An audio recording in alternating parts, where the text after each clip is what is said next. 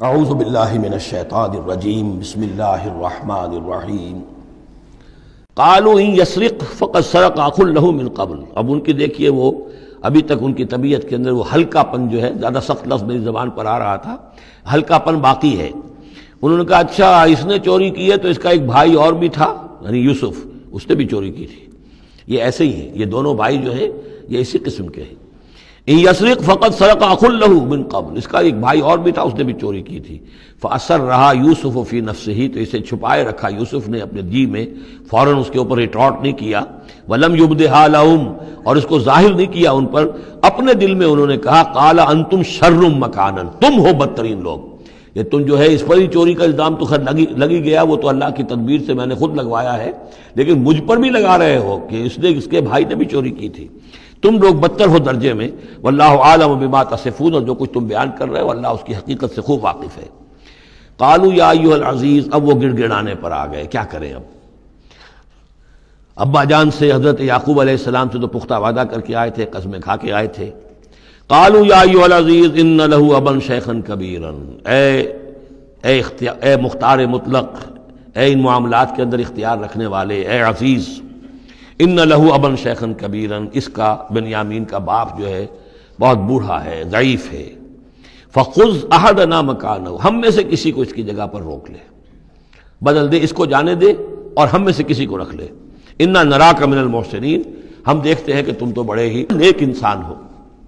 قال معاذ اللہ، حضرت یوسف نے فرمایا اللہ کی پناہ، ان ناخذ الا من وجدنا متاعنا عنده،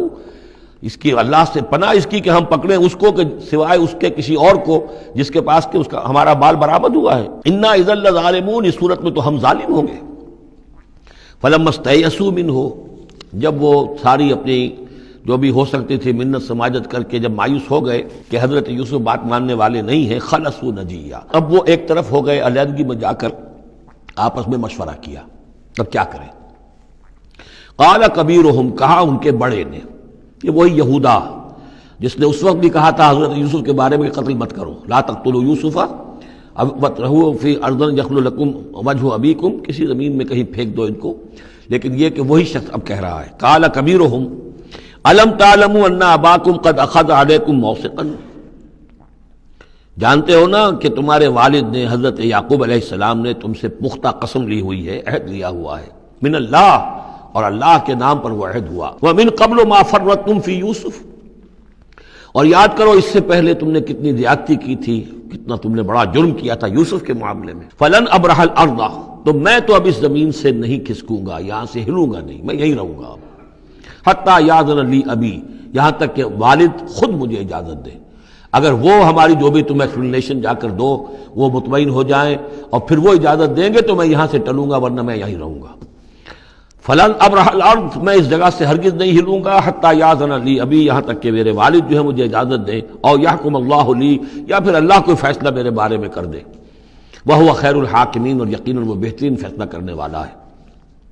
ارجعوا الی ابیکم، لوٹ جاؤ اپنے والد کے پاس، ابا جان کے پاس، فقولوا، اور جا کر کہو، یا ابانا، ابا جان، ان ابنک سرق، آپ کے بیٹے نے بنیامین نے چوری کی، وما شہدنا الا بما علمنا،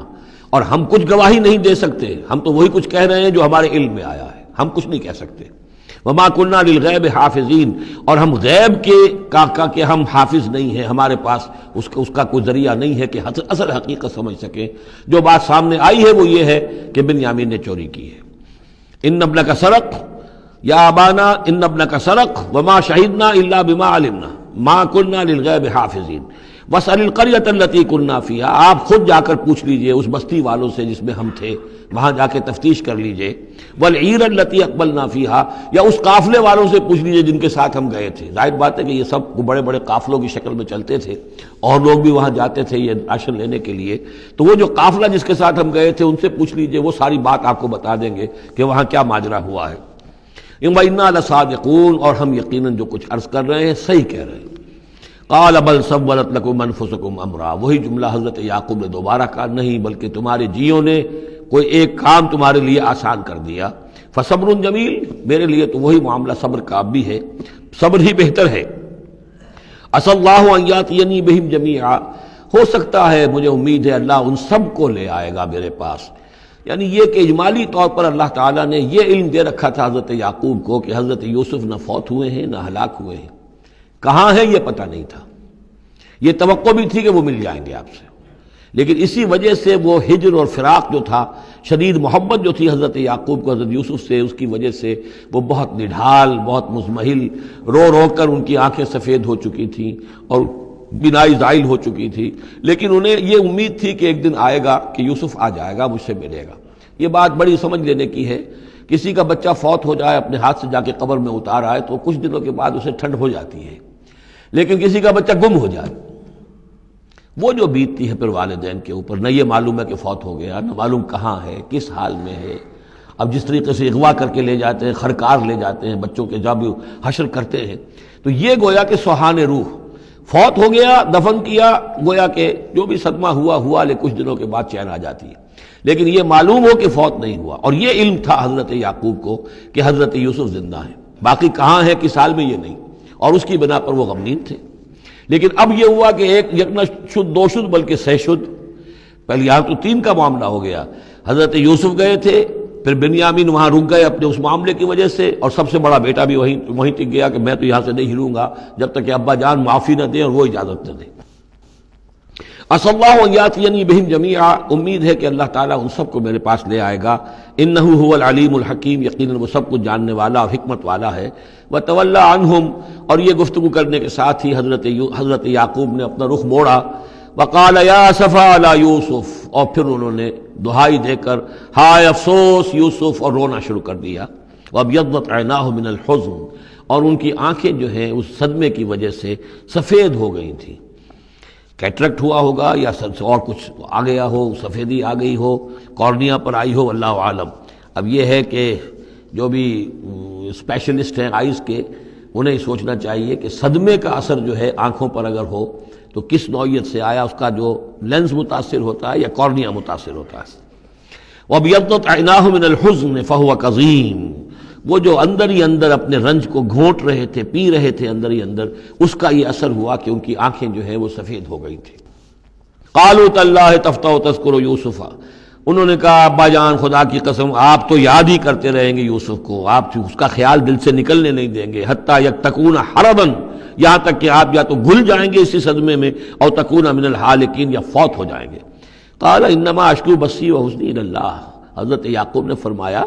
میں اپنا اضطراب اور اپنا غم اور اپنا رنج اپنے رب کے سامنے ظاہر کر رہا ہوں، میں نے تم سے تو کچھ نہیں کہا،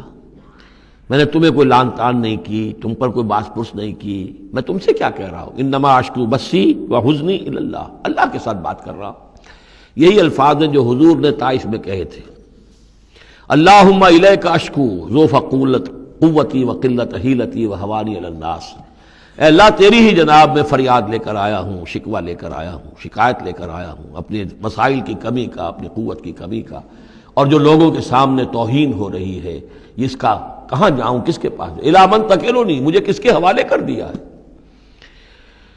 انما اشکو بثی وحزنی الی اللہ واعلم من اللہ ما لا تعلمون، اور مجھے اللہ کی طرف سے ان چیزوں کا علم حاصل ہے جو تمہیں حاصل نہیں ہے، یعنی یہی اجمالی طور پر کہ حضرت یوسف زندہ ہیں، فوت نہیں ہوئے۔ یا بنی اذهبوا، اے میرے بیٹو جاؤ، فتحسسوا من یوسف واخیہ، جاؤ تلاش کرو یوسف کو بھی اس کے بھائی کو بھی، ولا تیأسوا من روح اللہ، اور اللہ کی رحمت سے اور اللہ کے فضل سے مایوس نہ ہو، انہ لا ییأس من روح اللہ الا القوم الکافرون، یقیناً اللہ تعالیٰ کی عنایتوں سے مایوس تو وہی ہوتے ہیں کہ جو کافر ہوتے ہیں، جو صاحب ایمان ہے وہ اللہ تعالیٰ کی رحمت سے کبھی مایوس نہیں ہوتا۔ صدق اللہ العظیم۔